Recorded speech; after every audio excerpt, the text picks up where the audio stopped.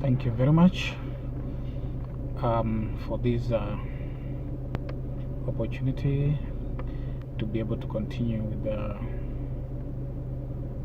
part 2 of my eulogy of my brother George. It's been a while since I uploaded part 1. I realized at some point that I was not able to continue giving a very accurate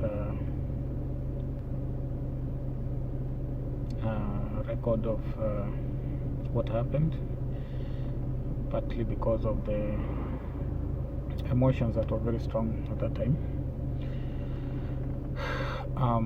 I can say fully that I have come over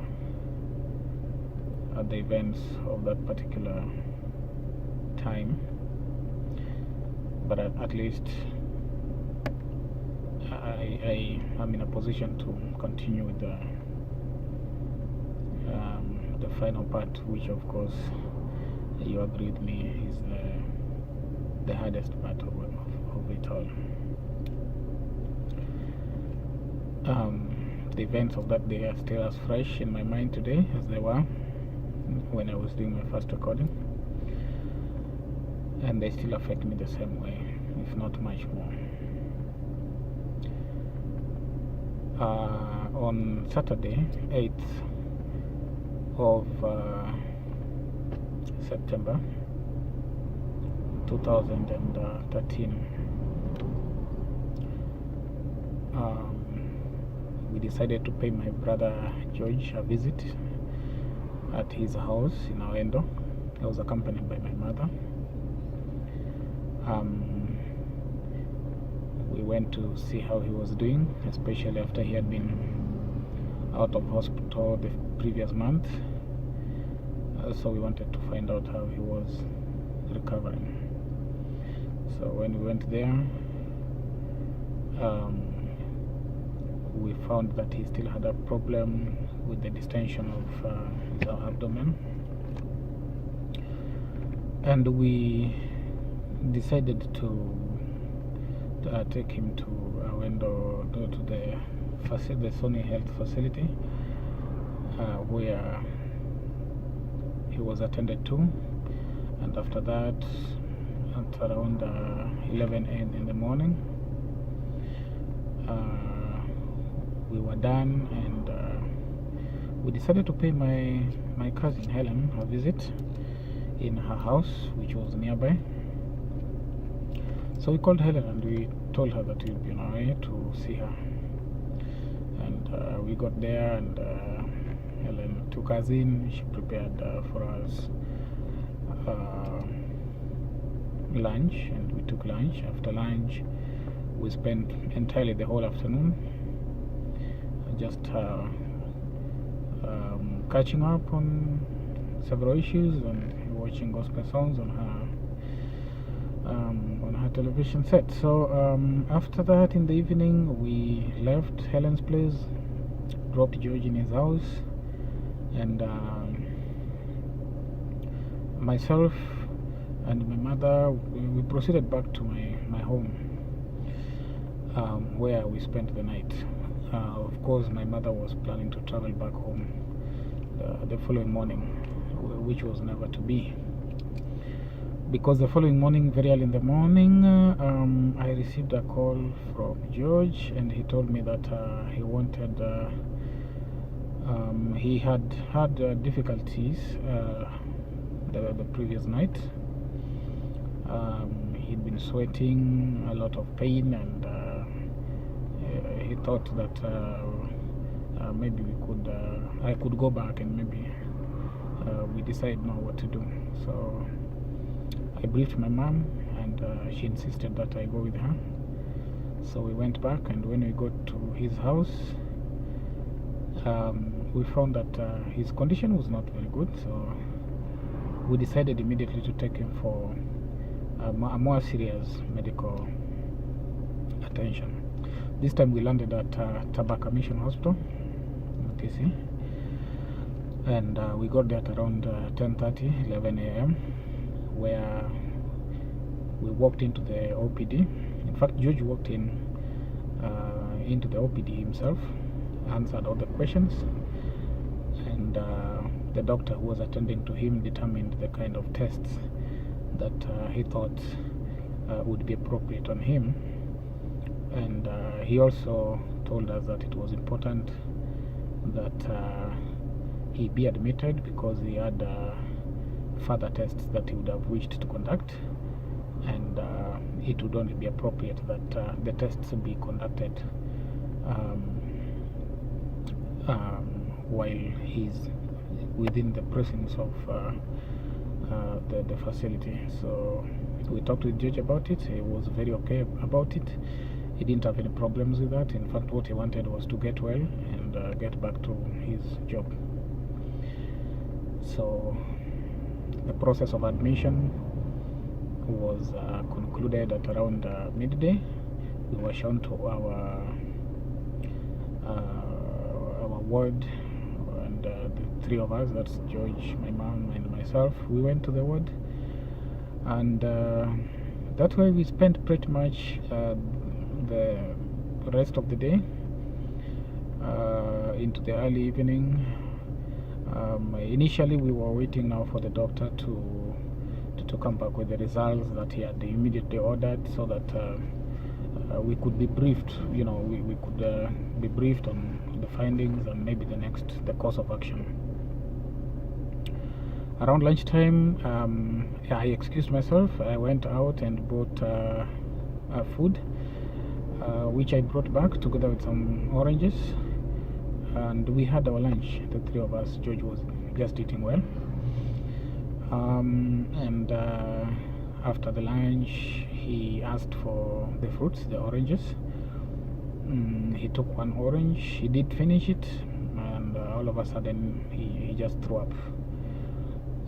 So it was a mixture of blood. In fact, pretty much of it was blood. So it got us thinking and worried what it could be. We called the doctor. The doctor came, and although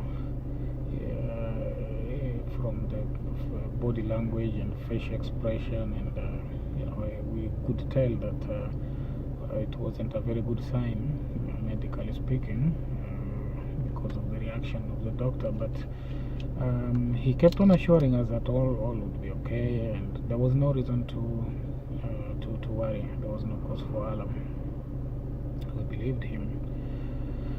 So he left us and came back a while later, and he said that according to the tests that had been conducted, George seemed to be suffering from liver cirrhosis, a condition in which the liver is damaged. We asked if he was in a position to recover from this, and the doctor said he would be back with more tests, but he said he didn't quite say whether it was possible to manage it or not. He only said that they were still working on some other tests. So we hoped actually that things were going to be alright, and even though we didn't want to seem so worried, we couldn't help it. At some point, George himself was a little bit optimistic. He was actually upbeat more than us, so we were like, if the patient is optimistic, then we would only do him justice to be optimistic as well. Around the same day, that was Sunday, around 3 p.m. I got a call from my cousin Helen. Initially we were supposed to meet alongside a host of other friends. We were supposed to meet for to come down to conduct some business, and when she called me to inquire whether I would still be coming, I told her that I might be late, considering that something had come up in the name of taking George back to the hospital. But George himself, since he was able to listen to this conversation, because the call was made as I was sitting right next to him, he insisted that I should go and join Helen and the other team. Although I didn't want to leave at that time yet, but he kind of insisted. In fact, he told me more than 3 times that I actually needed to go, until at some point it started raining, and he was like, now it's raining, you have to go. The roads here are not very good. You're going to have difficulties driving back all alone late at night, or maybe if it rains, you might be locked in here, and yet you have to go prepare so that you go to work tomorrow. He just tried to give a long list of excuses why he needed me to go. Like he also told me to make sure I pass by his house to collect his National Hospital Insurance Fund card and his national ID, and bring them the following morning on my way to work, so that he could prepare for his discharge on Tuesday. He was very optimistic that he was going to be out of the hospital by Tuesday the following week. So after much persuasion, and later on my mother also joined in and said I really had to be going. Around 4 p.m. I left the place, and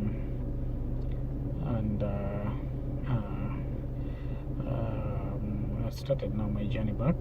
And the moment I got to a window, as I was opening the car door so that I could brief George's wife on what had transpired at the hospital, my phone rang just as I was getting out of the car. It was my mother calling. So initially I thought maybe there's something they had forgotten. They wanted me to probably pick, or something I'd forgotten back at the hospital, or it didn't cross my mind that there could be anything.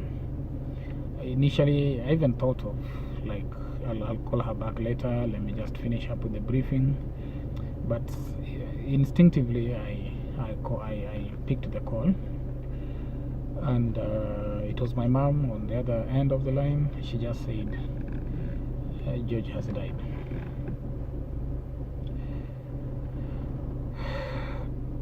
I hung up. I just hung up, but I didn't tell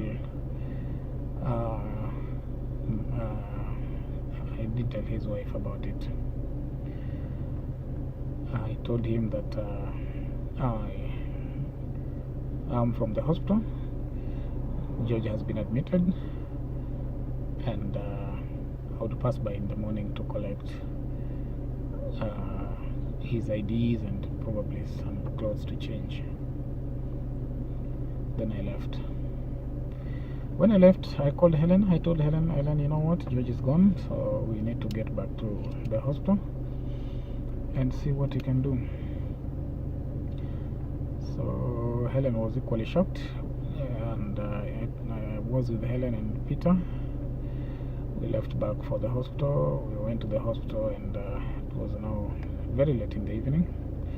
They had actually removed the body from the hospital bed to the mortuary, and the attendant had already left, so we were not even able to see him. So we decided to collect my mom, and we came back to our window and broke the news of his death.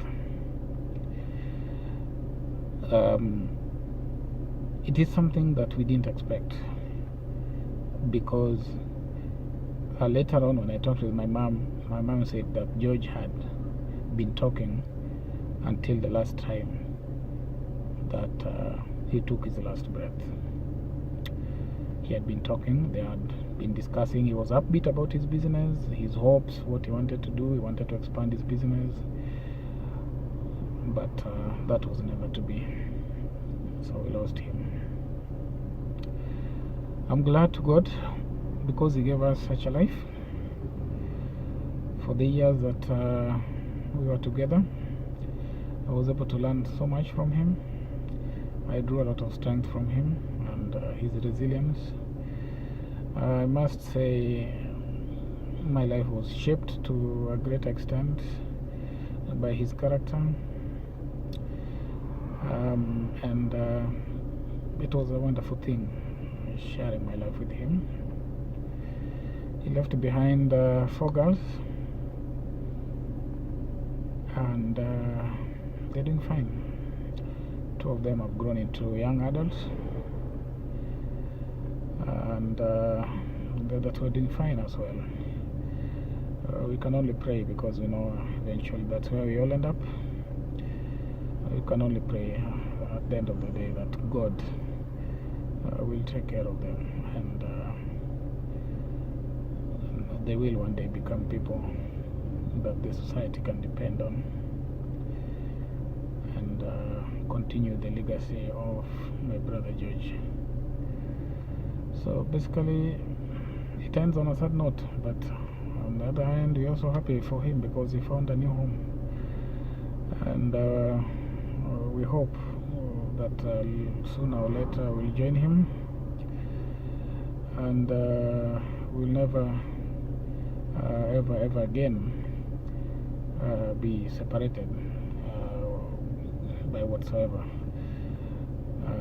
at the end of our mission on earth, because we all understand and appreciate that we're just passing this way once, and whatever we can do, we do it.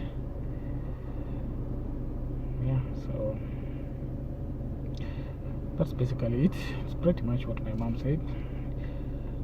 I may have just said the same thing in different words, but that was pretty much what happened. Thank you.